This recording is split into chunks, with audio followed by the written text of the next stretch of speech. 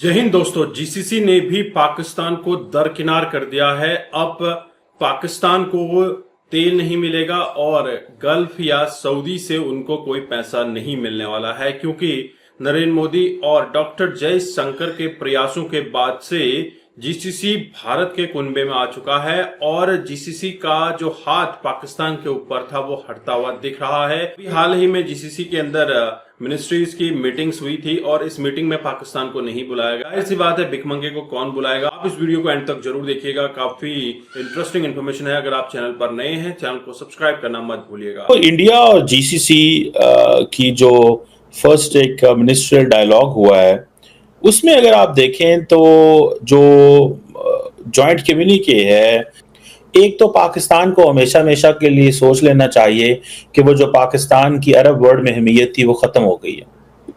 हम पहले उस देखे जाते थे ब्रैकेट में इंडिया पाकिस्तान, वो गेम खत्म हो गई है। Now India is being considered as a middle eastern power. Now India is projecting itself a power in middle east. आज से 10 साल पहले ऐसे नहीं था। आज मिडिल ईस्ट देख रहा है दिल्ली, लखनऊ, चेन्नई, मुंबई, पुणे, हैदराबाद जैसे जो बड़े बड़े शहर हैं उनको as an island of stability, and वो देख रहे हैं कि वहां बिजनेस मॉडल्स के तौर पे देखे जा रहे हैं। आज middle eastern and western world जो है वो इंडिया के एकेडमिक्स से, स्टूडेंट से, जर्नलिस्ट से, बिजनेस कम्युनिटी से उनसे बात कर रही है, उनको देखना चाह रही है। अब ये जो डिस्कशन मिडिल ईस्ट के हवाले से India middle east strategic dialogue हुआ है जीसीसी का, डॉक्टर जयशंकर ने 3 अल्फाज कहे हैं, people, prosperity and progress, because उनको पता है कि मिडिल ईस्ट के लोग डेमोक्रेसी और इस तरह की चूरन पसंद नहीं करते। They talk about people, prosperity and progress, comprehensive growth. अब मुझे ये बताएं, जीसीसी के साथ उन्होंने जब बात की है डॉक्टर जयशंकर ने, तो किस चीज की बात की? हिस्ट्री की, कि इंडिया का हिस्ट्री आपके साथ मिलती है, कल्चर की बात की है और शेयर्ड वैल्यूज की बात की है। 3 चीजों की बात की है। सो इट मींस वो कह रहे हैं कि हमें इस्लामिक लेंस से ना देखें, हमें हिस्ट्री से देखें। हमारा कल्चर एक है, हमारी वैल्यूज एक है। और आगे वो कहते हैं कि आए इकोनॉमी पे फोकस करें, आए एनर्जी आपके पास है वो हमें दें, आए डिफेंस मजबूत करें, यानी कि हमसे हथियार लेने की कोशिश करें अगर हम आपको दें, आए हम जो इंडियन इंस्टीट्यूट ऑफ टेक्नोलॉजी है उसकी शाखें अरब वर्ल्ड में खोलें, टेक्नोलॉजी की बात करें, एजुकेशन की बात करें कि आए आपके बच्चे हमारे पास आए और हमारे बच्चे आपके पास आए, पीपल टू पीपल टाइज, यानी कि हमारा 1 करोड़ बंदा है उसमें से और बंदे रखें। सो दैट इज व्हाई वो अपनी सारी की सारी गेम को पीपल, प्रॉस्पेरिटी एंड प्रोग्रेस के गेम में रख रहे हैं। लेकिन इंडिया उनको नई चीज दे रहा है जो मिडिल ईस्ट को चाहिए, that is renewables, that is technology, that is innovation, particularly technology and innovation. ये चीजें जो है अरबियों को पसंद है स्टेट लेवल पे। अगर मैं आपको सही तौर पर बताऊं कि दे बिलीव कि energy renewable and technology and innovation. बल्कि उन्होंने गजा की भी बात की डॉक्टर जयशंकर ने, और उन्होंने गजा के सारे इशू को किससे लिंक कर दिया? International humanitarian law. दोनों तरफ से आ गए, यानी कि जो हमास ने किया है उन्होंने भी इंटरनेशनल ह्यूमैनिटेरियन लॉ की वायलेशन की, जो इजराइल कर रहा है वो भी इंटरनेशनल ह्यूमैनिटेरियन लॉ की है। ठीक है जी। और ये इस चीज में वो जिसे वो कहते हैं ना, और साथ में इजराइल को भी खुश करके और कहा जी कि हम जो दहशतगर्दी है और इसको जो होस्टेज टेकिंग है इसको हम बर्दाश्त नहीं करते। अब देखें, मिडिल ईस्टर्न जो ममालिक हैं उन्होंने अपनी तरफ से तो एक साइलेंस रखी है। वो उनकी जो पोजीशन है वो गजा के ऊपर क्या है? अगर इंडिया, वैसे तो सारे हमास को सपोर्ट करते हैं, लेकिन वो कहते हैं कि ये टेररिज्म है। ठीक है जी, ये टेररिज्म है जो हमास कर रहा है। सो इंडिया ने अपने इजराइल से ताल्लुकात खराब नहीं किए, इंडिया ने अपने इजराइल से ताल्लुकात खराब नहीं किए।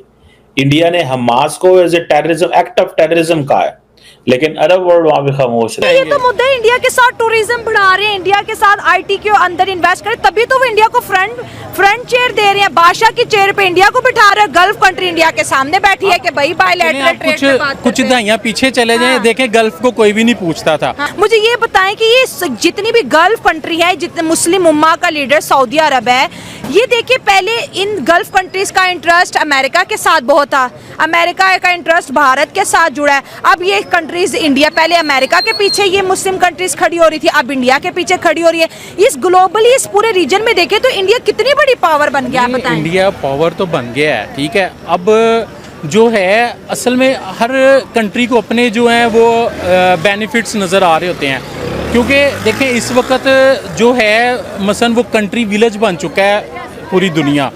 अब हर कंट्री जो है अपने बेनिफिट्स के लिए दूसरे के साथ रिलेशन बनाता है। इंडिया स्टार्ट से ही चाहता है, सबसे पहले तो इंडिया का मोटिव ये है कि इंडिया पाकिस्तान को वीक करना चाहता है। अच्छा, वो फाइनेंशियली भी, इंटरनेशनली भी और नेशनल दोनों जो है ना सूरतों में वो वीक करना चाहता है। दूसरा ये जो आपने कहा कि इंडिया ने जीसीसी के इजलास में 6 गल्फ कंट्रीज़ को एक टेबल पे इकट्ठा किया। हाँ। सबसे मेन एजेंडा उसका तो ये है कि वो बेसिकली यूरोप में तो ऑलरेडी वो फिट है, हाँ। ठीक है। आप देखेंगे कनाडा में अब दूसरी सबसे बड़ी लैंग्वेज जो है वो इंडियन हो गई है, आपको ठीक पता हो गया, सही है। है। उसके बाद जब गल्फ़ की तरफ आए तो सऊदीया में सबसे ज़्यादा बिजनेसेस जितने भी हैं इंडियन हैं, हाँ, बिल्कुल। सुपरवाइज़र जितने भी इंडियन हैं, ठीक है। दुबई आप चेक कर लें तो आपको पता है सबसे बड़ा मंदिर और जितने अरबों का बनाया वो इंडियन ने बनाया, ठीक है, ठीक जिस हो पे गया। विजिट्स भी हुआ ये लास्ट पे। सही हो तो गया, ये ठीक है, बेसिकली हाँ। मोटिव है इंडिया का कि वो यूरोप को तो उसने ऑलरेडी जो है बेसिकली उसने घेरा हुआ है। अब वो चाहता है कि मैं अरब कंट्री को या मीन्स के गल्फ कंट्री को भी अपने बिजनेसेस के थ्रू, पैसा तो है ऑलरेडी, जैसे इंडिया फाइनेंशियली ने सेट साउथ है। अफ्रीका को इकट्ठा किया, उस तरह गल्फ को भी इकट्ठा कर लिया ना, बिल्कुल, गल्फ लीड कर रहे हैं, गल्फ हाँ। को इकट्ठा करके उसको लीड कर रहा है और अपनी एम्पावरमेंट जो है वो बेसिकली वो दिखाता है, अपने फैसले मनवाता है। और दूसरा ये कि वो गल्फ को मेन इकट्ठा करने का मकसद ये भी है कि कोई भी अरब कंट्री कश्मीर के मसले पे ना बोले, कोई अरब तो उनका कंट्री प्लस पॉइंट हो गया ना, फ़लस्तीन के मसले पे ना बोले। तो ये बेसिकली प्लस पॉइंट है और ये बेसिकली इनके जो हैं वो एडवांटेजेस भी उठाता है ना। तो दोस्तों आपने ये वीडियो देखा और आपको आइडिया लग गया होगा कि ये वही पाकिस्तान है जो जीसीसी के दम पर आजादी के बाद से भारत को परेशान किया करता था, भारत की नाक में दम किया करता था, और वहीं जीसीसी मेंबर्स पाकिस्तान को सपोर्ट किया करते थे क्योंकि ये भारत और पाकिस्तान को इक्विवेलेंट लेके चलते थे। लेकिन अब मिडिल ईस्ट और गल्फ को पता चल चुका है कि भैया अगर हमें सरवाइव करना है तो भारत से रिलेशन स्ट्रांग करने पड़ेंगे, क्योंकि भारत इस क्षेत्र की उभरती हुई महाशक्ति है और दुनिया की तीसरी बड़ी मैशियत बन सकती है। इसी वजह से आज मिडिल ईस्ट और गल्फ हिंदुइज्म को छोड़कर, बोले तो जो पहले हिंदू का राग अलापा जाता था और इस्लाम को आगे बढ़ाने की बात की जाती थी, वो सब छोड़कर अपने देश को बचाने में लगे हुए हैं और भारत के साथ रिलेशन बेटर कर रहे हैं। दोस्तों ये वही गल्फ कंट्रीज हैं जो एक समय पर पाकिस्तान को सपोर्ट किया करती थी कश्मीर के ऊपर। जब भी कश्मीर मसला होता था कोई न कोई देश कूद पड़ता था, लेकिन नरेंद्र मोदी और डॉक्टर जयशंकर के पैंतरों के चलते ये सब एक चित्ता पड़ चुके हैं और पाकिस्तान को अलग थलग कर दिया है। अब पाकिस्तान को कोई बुलाता तक नहीं है कि पाकिस्तान शामिल हो जाओ हमारे किसी इवेंट में, क्योंकि पाकिस्तान का पता ही है सभी को, इसने अभी तक जो बेचा है, इस्लाम बेचा है, आतंकवाद बेचा है, लेकिन अब इसके पास कुछ नहीं बचा है। वहीं पाकिस्तान में क्राइसिस आए दिन आपको दिख रहे हैं और इस क्राइसिस से उभरने के लिए अगर ये किसी भी कंट्री में चला जाता है तो वहां पर अपना भीख का कटोरा जरूर फैलाएगा। लेकिन अब गल्फ और मिडिल ईस्ट ने डेफिनेटली पाकिस्तान को अलग कर दिया है। जो सऊदी से इनको भीख, जकात, खरात वगैरह मिलता था अब वो भी बंद हो रहा है।